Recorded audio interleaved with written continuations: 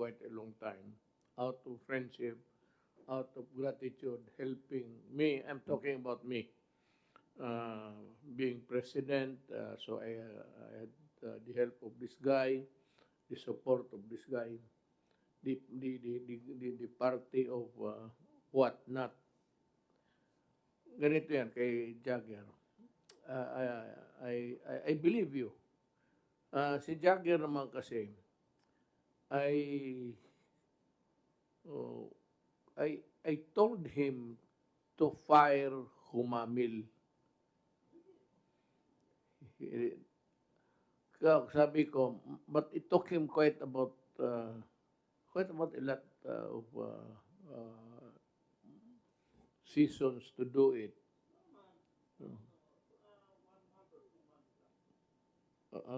No, but he was still there. Sabi ko kay Jagger, or through somebody, sisirain kanyan. Kay ito si Humamil, matagal na yan dyan sa airport, napaka-corrupt yung potang ina na yan. Sabi ko, huwag mo niyo ikat yan. Alam mo, yan lang ang nakita ko na dalawang trabaho, board member ng DBP at nagtatrabaho sa customs. Kaya sabi ko kay Jagger, bitawan mo yan, huwag kang maniwala. Maybe because Jagger was new at that time and he would need somebody to guide him to navigate through all of this hula-bulo sa Congress.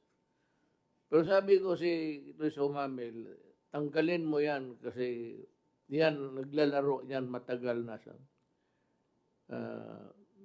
Butit na lang, I think he was also suspended by the ombudsman. Parang double whammy siya.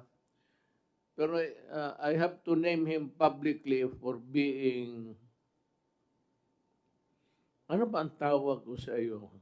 Sa Bisaya na lang. Putang ina, balasubas nga eh. Alam mo bakit Bisaya ka? Ang mahirap sa iyo, sa panahon ko, you took advantage maybe because you helped me. And I want you to repay by just closing my eyes. I cannot understand why he was holding DBP director at the same time he was an employee of the customs. Sabi ko kay Drager, bitawan mo yan pag hindi sisirain ka. Ay, malapit talaga siya nasira. Or considering, Jagger was considering of replacing you. Not because of anything. I can vouch na malinis ka. Problem is do not entertain loyalties, especially in government.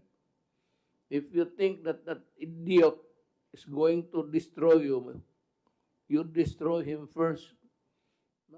Do you have slides? Yes, Mr. So President. that we can follow you. Mr. President and fellow members of the Cabinet, good evening.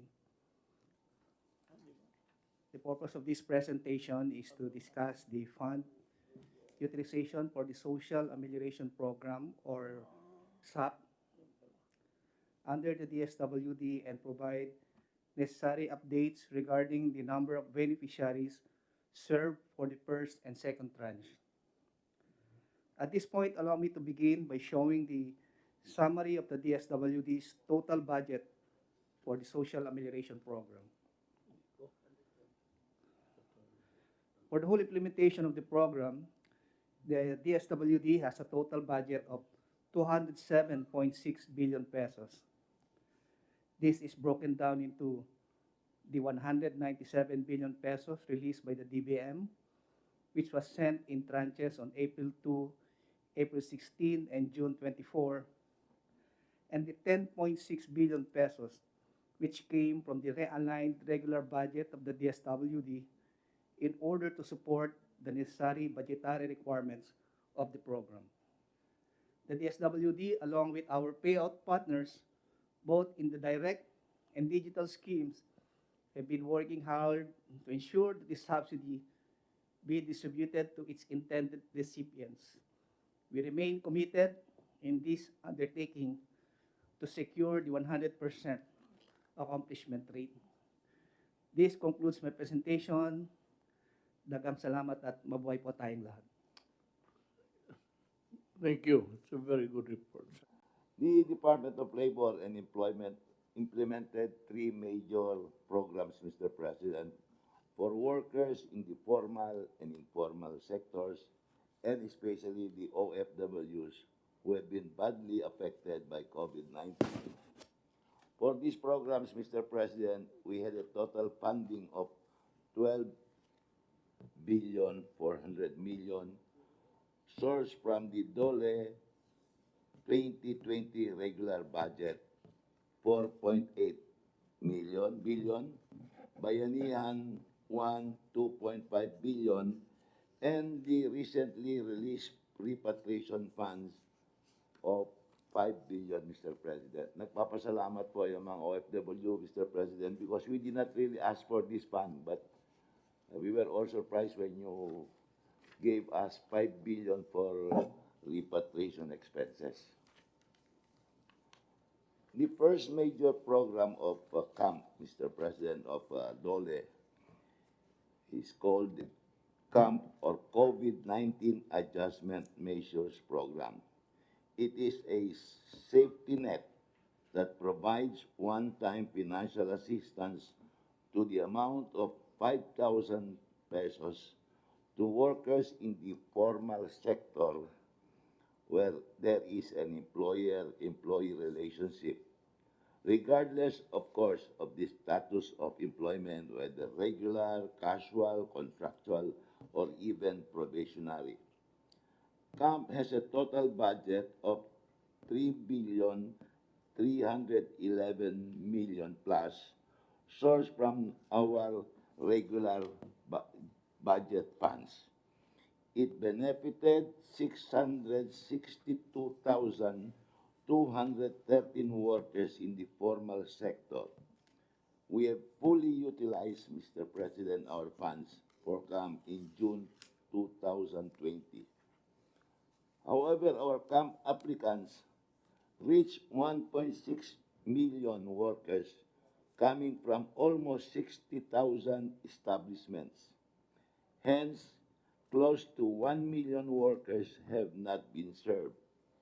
However, Mr. President, all CAMP applications have been shared with DOF and SSS for their small business wage subsidy program.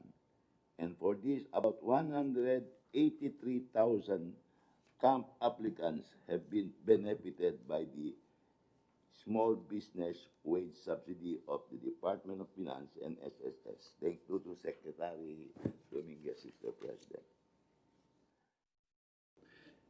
Yeah, with your inspiring leadership, Mr. President, gusto kong balita sa inyo at siguro alam na rin ninyo na ang sektor ng agrikultura po ay lumago during the second quarter of the year, 1.6%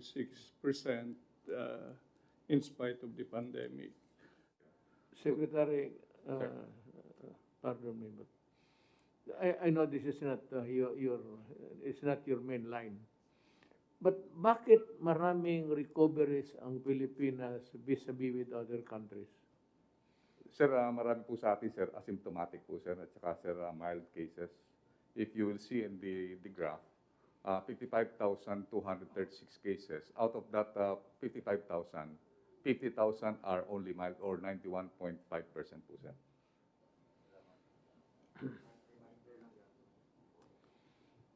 Mga kababayan ko, we close this Talk to the People program of the government by allowing me to say this, that government will account for every money. Sabi ko, dalawa ito, baka malito kayo na scandal. You might no, think of something else na one for the other. Dalawa ito, itong PhilHealth. Ito yung iniimbestiga ngayon ni Secretary Guevara. Yung ibang investigasyon sa uh, Congress o bahala sila. Basta ito, ang maglaro dito in the end, it will be filed before the ombudsman. Tapos, yan ang may skandalo, may nakawan ng pera. Itong COVID bayanihan 1 and 2, malinis ito.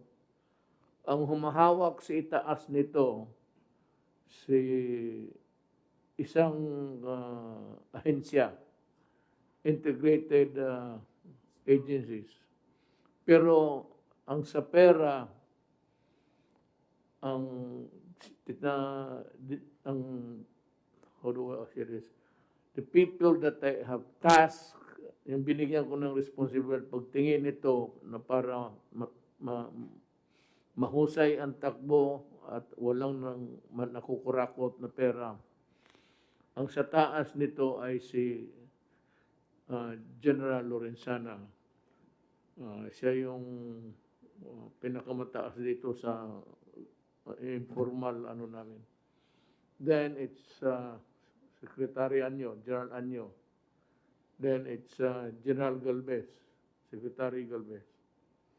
Puro yan sila military.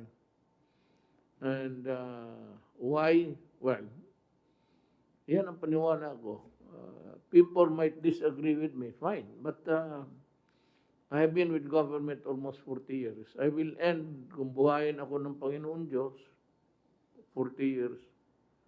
Bago ako, 40 years ako sa politika. Alam ko ang laro ng gobyerno, pati anang buhay. So ginagawa namin lahat, hintayin na lang natin yung bakuna. Merong medisina galing Japan, pati itong remdesivir, pati Avigan. Ito yung panglaban sa kung ano pa, ito yung sa lagnat. Hindi ito yung gamot. Ang gamot yung vaccine. Ang vaccine ay gawa sa katawan ng tao. Malapit na yan, Russia, China, I don't know if anybody, alam ko lang yung dalawa, nag-announce na meron sila and ready and they're willing to help. Both countries have lumabas ng statement that tulungan nila ako. Kung may bayad o hindi masyado klaro noon. But kung may bayad, dahil marami masyado, di utangin natin. Credit na lang. Or hanap tayo ng loan. But if it's not, I am sure that they are willing to give us that privilege of borrowing from them. Ang mauna, malapit na yan, ang China any day would announce it. Ang mauna sa bakuna, ulitin ko, ay yung mga tao na nasa listahan ng gobyerno na tumatanggap ng pantawid. Ito yung mga mahirap. Ang sunod yon, yung mga tao na hindi nakalista at mahirap. Hindi kayo. Kaya lang noon, palipat-lipat kayo ng lugar, wala kayong ikangataw fixed address. Kaya hindi ka nakalista sa barangay. Sila ang susunod. Pero mauna sa lahat, ang mga military pati pulis. Kasi kung walang pulis pati military, babagsak tayo. Sino magwardya sa atin? At yung mga taga-gobyerno, kung gusto ninyo, ako ang mauna para magkaroon kayo ng kumpiyansa, or I can be the last Filipino to get, unahin kayong lahat. magpahuli kami.